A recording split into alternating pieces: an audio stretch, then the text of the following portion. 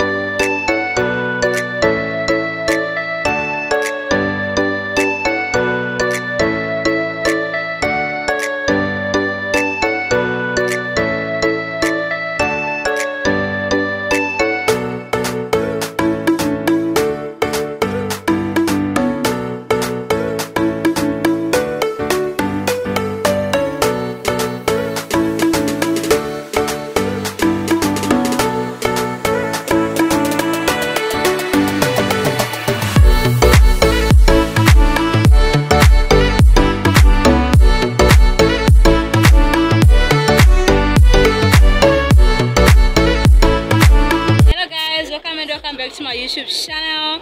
Don't forget to subscribe to the channel, liking and sharing the video. Thank you guys for always watching my videos. I love and appreciate you so much.